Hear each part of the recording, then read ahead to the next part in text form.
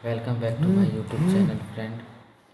आज हम political science 11th NCERT को कवर करने की कोशिश करेंगे। देखते हैं जितना भी हो पाएगा। और अगर आपको और भी पॉलिटिकल साइंस से रिलेटेड कंटेंट चाहिए तो आप मेरे चैनल के साथ जुड़ सकते हैं। मैं आपकी दिसंबर में होने वाली प्री परीक्षा जो है वर्ग 1 की प्री जो है फर्स्ट पेपर, उसकी तैयारी कराने के लिए पूरी कोशिश करूँगा। मैं फ़िलहाल नेट की तैयारी कर रहा हूँ। पॉलिटिकल साइंस मेरा सब्जेक्ट है। मैंने पॉलिटिकल साइंस में एमए किया हुआ है और अभी लास्ट सेम बचा हुआ है, बस कंप्लीट होने वाला है। बट मैंने तैयारी स्टार्टिंग फर्स्ट सेम से स्टार्ट कर दी थी। मैंने अपने ग्रेजुएशन में बीएससी किया हुआ है। जस्ट उसके बाद फिर मैंने बीएड भी किया हुआ है। मेरा बीएससी कंप्लीट है, बीएड कंप्लीट है, डीसीए सीपीसीटी सारे कंप्लीट हैं। मैंने व्यापम की बहुत सी परीक्षाओं की तैयारी किया। अब मैं जो है नेट की तैयारी में लगा हुआ हूँ। फ़िलहाल में आपको बहुत बेहतर बुकें भी आपको बताऊँगा कि आपको किससे तैयारी करना है, जिससे आपका कम समय में अच्छे से तैयारी हो सके। मैं एक साइंस वाला स्टूडेंट रहा हूँ। उसके बाद फिर मैं आर्ट में आया तो मेरे को शुरू में काफ़ी दिक्कत गई। मैं उन दिक्कतों का सामना किया। उस दिक्कत के बारे में आपको भी बताऊँगा। मैं जो गलती मैंने की है वो कोशिश करूँगा कि आप वो गलती ना करें। इसलिए आप मेरे चैनल के साथ बने रहें। अगर आप भी साइंस बैकग्राउंड से पहले थे और उसके बाद आर्ट बैकग्राउंड में आके आप नेट जेआरएफ या पॉलिटिकल साइंस से वर्ग 1 की प्री की तैयारी, मेंस की तैयारी करना चाह रहे हैं तो आप बेशक मेरे साथ जुड़ सकते हैं। मैं आपके हर डाउट और हर समस्या का समाधान करने की कोशिश करूँगा, क्योंकि मुझे भी बहुत तकलीफ़ गई है।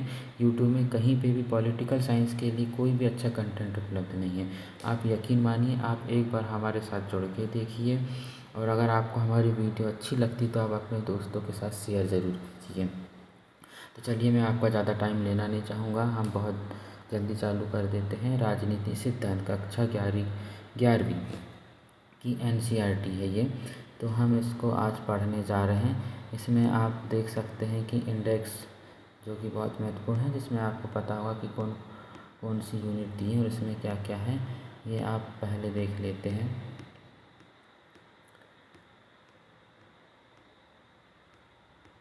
विषय सूची।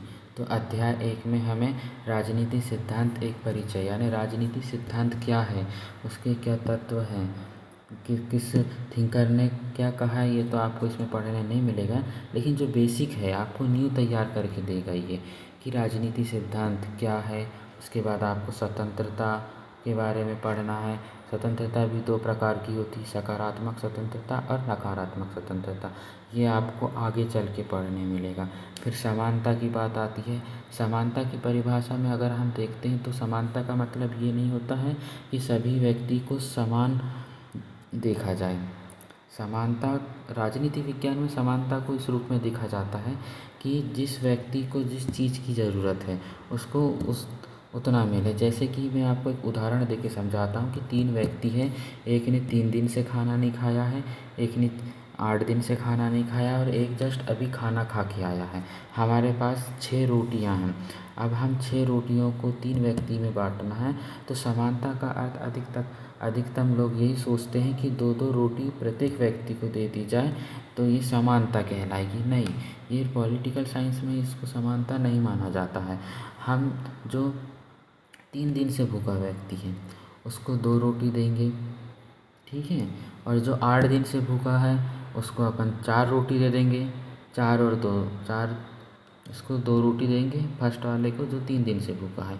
उसके बाद जो 8 दिन से भूखा है इसे हम 3 रोटी दे देंगे। तो 3 और 2 5 रोटी हो गई, बच गई 1। तो जो अभी खा के आया है उसको 1 रोटी दे देंगे।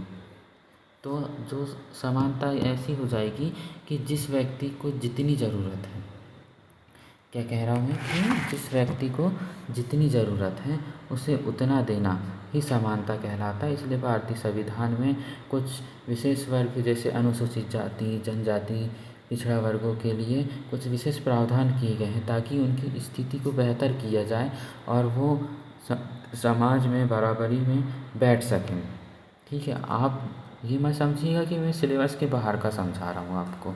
आप मेरी बातों को ध्यान से समझिए और मेरे एक एक वर्ड पर गौर कीजिएगा, क्योंकि मैं आज कल से नहीं पढ़ रहा हूँ। है ना। मैं बहुत पहले से पढ़ रहा हूँ, तो मैं आपके सामने जो जो बोलूँगा वो बातें आपको फ्यूचर में काम आएंगी। कहीं ना कहीं उसका उपयोग आपको राजनीति विज्ञान में दिखेगा। और यहाँ तक कि मेरी बातें जो मैंने कहा हूँ उससे सीधे आपको क्वेश्चन आपके पेपर में भी दिखेंगे। इसलिए आप जुड़े रहिए। अब अध्याय 4 में क्या है, सामाजिक न्याय। सामाजिक न्याय, उसके बाद अध्याय 5 में अधिकार। अधिकार जो कानून ने हमको, देखो अधिकार भी कई प्रकार के होते हैं। संविधान में मौलिक अधिकार, भाग 3, आर्टिकल कहाँ से कहाँ तक, आर्टिकल 14, आर्टिकल आई थिंक 13 है।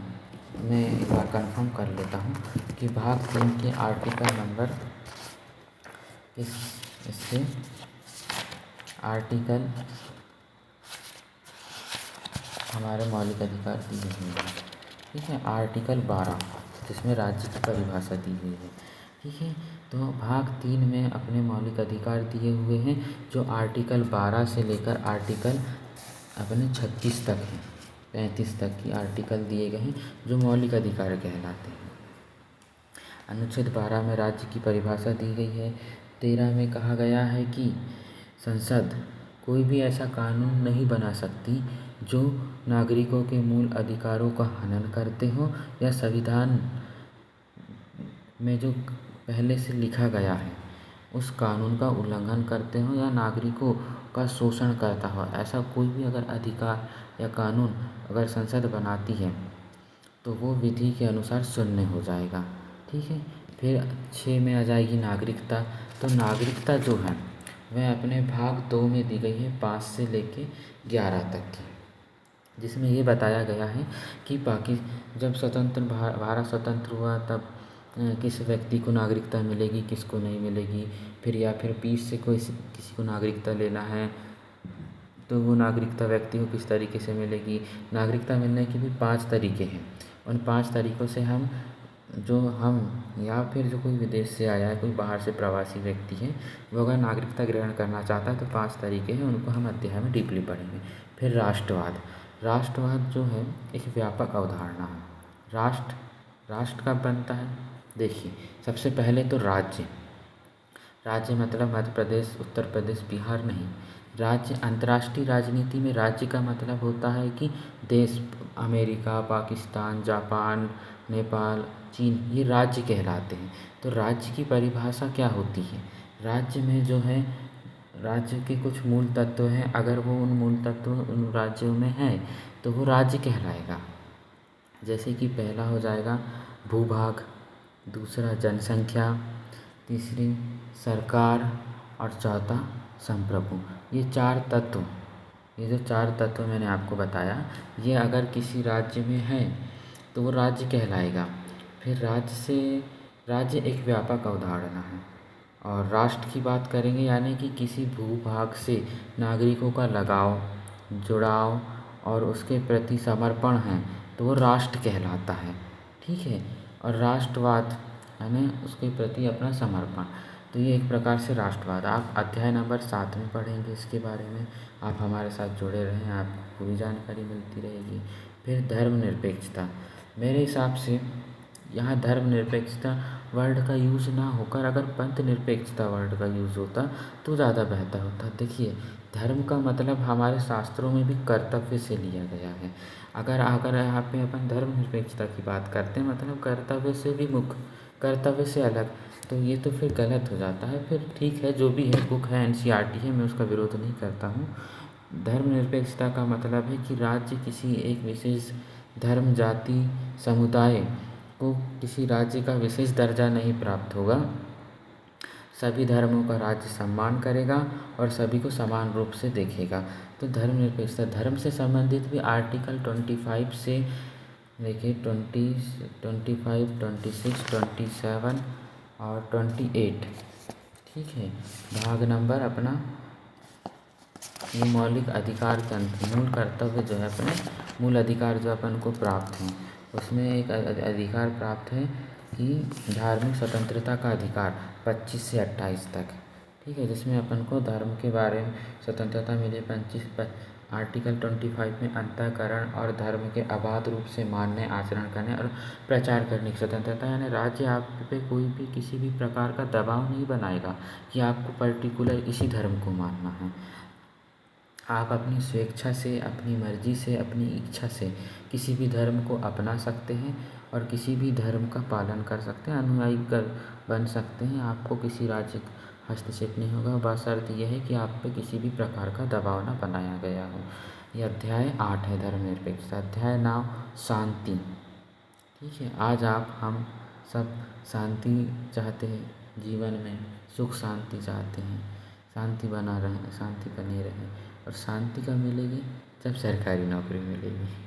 ठीक है, तो आप और हम बस सरकारी नौकरी की तैयारी में लगे हुए हैं दोस्तों। आप और हम इसी तरह से मेहनत करते रहें, डेली पढ़ते रहें। मैं कहता हूँ कि मत पढ़ो 10-10 घंटे, 12-12 घंटे। अगर आपने 7 से 8 घंटे दे दिए हैं पॉलिटिकल साइंस को पर डे, ऐसा नहीं कि एक दिन पढ़े और 4 दिन नहीं पढ़े, भूल गए, रख दिए, अपने दूसरे काम में लग गए, ऐसा नहीं करना है।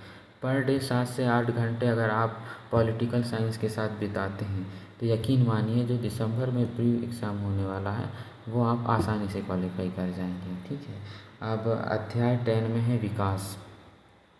विकास का मतलब होता है डेवलपमेंट। ठीक है, तो अब अपन अध्याय 1 स्टार्ट करते हैं। राजनीतिक सिद्धांत एक परिचय। ठीक है, मनुष्य 2 मामलों में अद्वितीय है। उसके पास विवेक होता है और अपनी गतिविधियों में उसे व्यक्त करने की योग्यता होती है। सही बात है, मनुष्य के पास विवेक होता है और वह उस विवेक के आधार पर अपनी गतिविधियों में उसे व्यक्त करने की योग्यता रखता है। उसके पास भाषा का प्रयोग और एक दूसरे से संवाद करने की क्षमता भी होती है। तो मात्र मेरे को लगता है पृथ्वी में मनुष्य ही एक ऐसा प्राणी है जो अपनी बातों को दूसरों के सामने रख सकता है और अपनी फीलिंग्स, भावनाओं को प्रकट कर सकता है। अन्य प्राणी से इतर मनुष्य अपने अंतर्मन, भावनाओं और आकांक्षाओं को व्यक्त कर सकता है। वह जिन्हें अच्छे और वांछनीय मानता है उसे उन विचारों का साझा कर सकता है और उन पर चर्चा कर सकता है। राजनीतिक सिद्धांत की जड़ें मानव अस्मिता के इन जुड़वा पहलुओं में होती हैं। ठीक है दोस्तों, अब मैं स्टार्टिंग किया हूँ अभी वीडियो बनाना, और थोड़ी बहुत अगर गलती हो जाती है, हड़बड़ाहट हो जाती, तो आप थोड़ा उसे इग्नोर कर दीजिएगा। ठीक है, तो इसमें ये बताया गया है कि मनुष्य जो है मनुष्य ही ऐसा प्राणी है जो भाषा से अपने विचारों को व्यक्त कर सकता है और भावनाओं से व्यक्ति को समझा सकता है कि वो क्या चाहता है, क्या नहीं।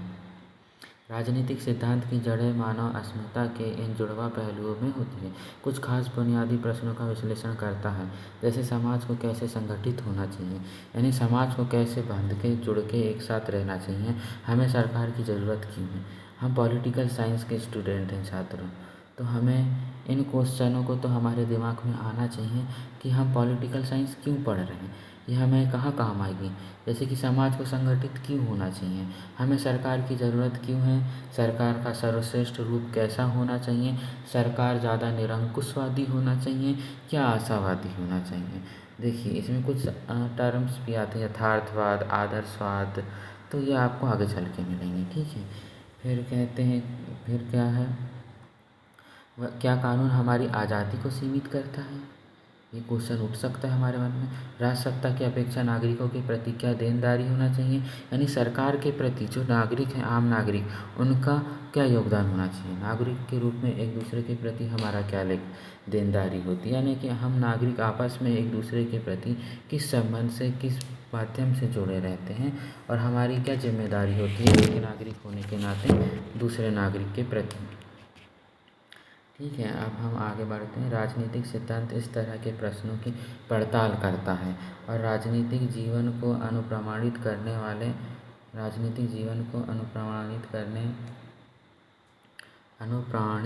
वाले स्वतंत्रता, समानता और न्याय जैसे मूल। देखिए ये जो वर्ड है स्वतंत्रता, समानता और न्याय, भारतीय संविधान की उद्देशिका में भी है। तो इससे क्वेश्चन ये पूछता है कि स्वतंत्रता, समानता और न्याय जैसे मूल्यों को हमने किस नागरिक किस देश से ग्रहण किए हैं? तो ये हमने कहाँ से ग्रहण किए हैं? फ्रांस से। फ्रांस की जो गौरवमय क्रांति थी, ठीक है, 1968 या 1989 आई थी फ्रांस की। आप गूगल करके चेक कर लीजिएगा। फ्रांस की गौरवमय क्रांति, जिसको रक्तहीन क्रांति भी कहा जाता है, इससे स्वतंत्रता, समानता और न्याय जैसे मूल्यों के बारे में सुव्यवस्थित रूप से विचार करता है। यह इनके और अन्य संबंध अवधारणाओं के अर्थ और महत्व की व्याख्या करता है। यह अतीत और वर्तमान के कुछ प्रमुख राजनीतिक चिंतनों को केंद्र में रखकर इस अवधारणाओं की मौजूदा परिभाषाओं को स्पष्ट करता है। यह विद्यालय, दुकान, बस, ट्रेन या सरकारी कार्यालय जैसे दैनिक जीवन से जुड़ी संस्थाओं में स्वतंत्रता या समानता के विस्तार की वास्तविकता की परख भी करता है। ठीक है, अब हम पॉलिटिकल साइंस पढ़ रहे हैं। इसमें क्या क्या चीज़ें समाई हुई हैं ये हम आपको दिखा रहे हैं, बता रहे हैं, जो कि NCERT 11th में दी हुई है। और आगे जाकर यह देखते हैं कि वर्तमान परिभाषाएं कितनी उपयुक्त हैं और कैसे वर्तमान संस्थाओं, सरकार और नौकरशाही। देखिए दोस्तों, मैं आपको बता देता हूँ, जो सरकार है, कार्यपालिका है, जिसका काम होता है कि कानून का बनाना और क्रियान्वयन करना। मूलतः भारतीय संविधान, भारतीय व्यवस्था जो है, जो उसने संसदीय शासन प्रणाली अपनाया है, उसके 3 मुख्य स्तंभ कह सकते हैं: कार्यपालिका, न्यायपालिका और विधायिका। ठीक है, कार्यपालिका का काम है कार्यों को एग्जीक्यूट कराना, विधायिका का काम है कानून बनाना, और न्यायपालिका का काम है कि जो बने कानून हैं उसकी सर्वश्रेष्ठता चेक करना कि वो कानून किस हद तक की मान्य है या किसी नागरिकों का शोषण तो नहीं हो रहा है, कानून रियल में सही मंशा से बनाया गया है या नहीं। ये भी न्यायपालिका का काम है। तो इसमें कार्यपालिका आती। कार्यपालिका भी 2 प्रकार की होती है, एक तो राजनीतिक कार्यपालिका और दूसरी प्रशासनिक कार्यपालिका। राजनीतिक कार्यपालिका के अंतर्गत प्रधानमंत्री, मंत्रिमंडल और अन्य मंत्री आ जाते हैं, जिनका काम कानून निर्माण करना, विपक्ष के क्वेश्चनों का जवाब देना और सरकार चलाना होता है। फिर आ जाते हैं नौकरशाही।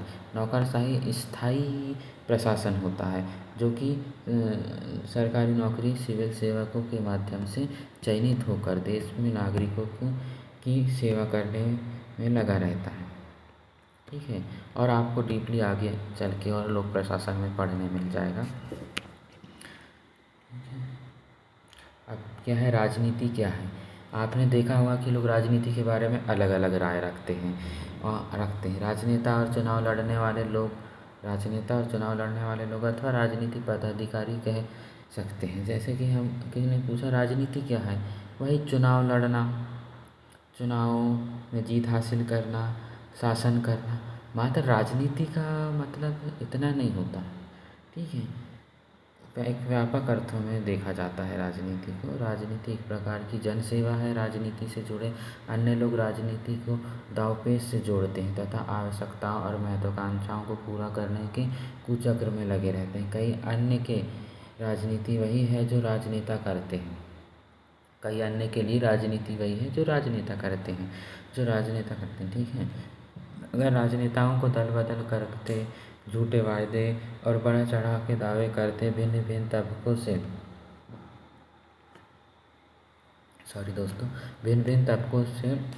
तोड़ जोड़ करते, निजी या सामूहिक स्वार्थों में निष्ठुरता से रत और घृणित रूप में हिंसा में उतारू होते देखते हैं, तो वे राजनीति का संबंध घोटालों से जोड़ते हैं।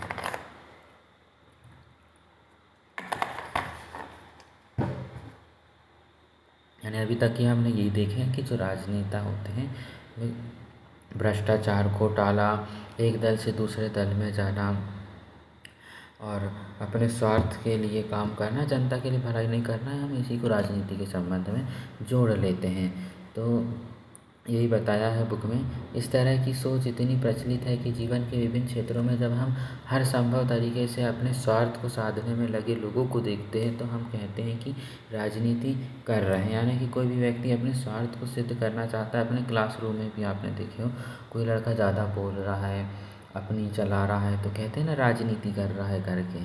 ठीक है, तो वही कहा गया है कि अपने स्वार्थ को साधने में लगे लोगों को देखते हैं तो हम कहते हैं कि वे राजनीति कर रहे हैं। यदि हम एक क्रिकेटर को टीम में बने रहने के लिए तोड़-फोड़ करते या किसी सहपाठी को अपने पिता की हैसियत का उपयोग करते अथवा दफ्तर में किसी सहकर्मी को बिना सोचे समझे बॉस की हाँ में हाँ मिलाते देखते हैं तो हम कहते हैं कि वह गंदी राजनीति कर रहा है, यानी अपने स्वार्थ सिद्धि की कोशिश कर रहा है, मतलब राजनीति कर रहा है। स्वार्थपरक के ऐसे धंधों में मोह भंग होने पर हम राजनीति से हताश होते जाते हैं। हम कहने लगते हैं कि मुझे राजनीति में रुचि नहीं है या मैं राजनीति से दूर रहता हूँ। केवल साधारण लोग ही राजनीति से निराश नहीं है, बल्कि इससे लाभान्वित होने और विभिन्न राजनीतिक दलों को चंदा देने वाले व्यवसायी और उद्यमी भी अपने मुसीबतों के लिए आए दिन राजनीति को कोसते रहते हैं। यानी जो राजनीतिक रहते हैं ना, उनका कोई ईमान ज़्यादा ऐसा नहीं रहता है, ऐसा बताया गया है।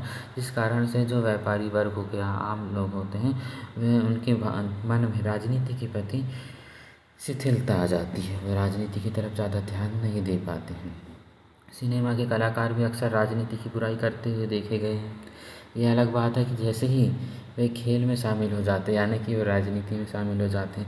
आपको पता होगा कि भारतीय संविधान में जो संसद है, ठीक है, संसद के 2 रूप हैं, एक तो लोकसभा, एक राज्यसभा। लोकसभा में जो प्रतिनिधि होते हैं वे डायरेक्ट जनता के द्वारा चुनकर हमारे द्वारा संसद में लोकसभा में जाते हैं, परंतु जो राज्यसभा होती हैं उसमें अप्रत्यक्ष रूप से जो प्रतिनिधि हैं वो चुन के जाते हैं, जो राज्यों का प्रतिनिधि करते हैं। उसमें भी जो 12 सदस्य हैं वे राष्ट्रपति के द्वारा मनोनीत किए जाते हैं। जो कला, संस्कृति, साहित्य, नृत्य आदि से जुड़े जो हस्तियां हैं उनको राष्ट्रपति मंत्रिमंडल की सिफारिश और सलाह के आधार पर मनोनीत करता है।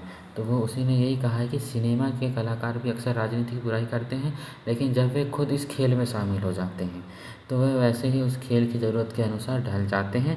फिर कल वो जो सिनेमा के जो कलाकार थे वो राजनीति की बुराई कर रहे थे, वो राजनीति की तारीफ़ करने लग जाते हैं। इस प्रकार हमारा समानता राजनीति की परस्पर विरोधी छवियों से होता है। क्या राजनीति अवांछनीय गतिविधि है जिससे हमें अलग रहना चाहिए या पीछा छुड़ाना चाहिए, या इतनी उपयोगी गतिविधि है कि वह बेहतर दुनिया बनाने के लिए हमें इसमें निश्चित ही शामिल होना चाहिए? ठीक है, ये कई क्वेश्चन हैं जो छात्रों के मन में उठते हैं। ठीक है छात्रों, आज के लिए काफ़ी है, हमारी वीडियो लंबी हो रही है। आप हमारे वीडियो को इसी तरीके से प्यार दीजिए, हम आपके लिए और भी कंटेंट उपलब्ध कराएंगे। अभी फ़िलहाल में ये इतना, इसके आगे से बढ़ेंगे, फिर ये यूनिट ख़त्म कर देंगे। फ़िलहाल तो अगर आप इस यूनिट में अच्छा प्यार देते हैं, अच्छा सपोर्ट करते हैं, तो हम आपके लिए आगे भी और भी कंटेंट उपलब्ध कराएंगे। फिलहाल में मेरे पास एक और ये बुक है, भारतीय संविधान एवं राज्य व्यवस्था। ठीक है, ये किसकी है? तो यह आनंद कुमार पांडे, श्रीमती अर्चना पांडे, मध्य प्रदेश हिंदी ग्रंथ अकादमी। ठीक है, ये एक बहुत ही उपयोगी बुक है। मैं आपको इसके बारे में और भी बताऊंगा। इसकी जो भी कंटेंट दिया हुआ है मैं आपके सामने रखूँगा। आप हमारे साथ बने रहें।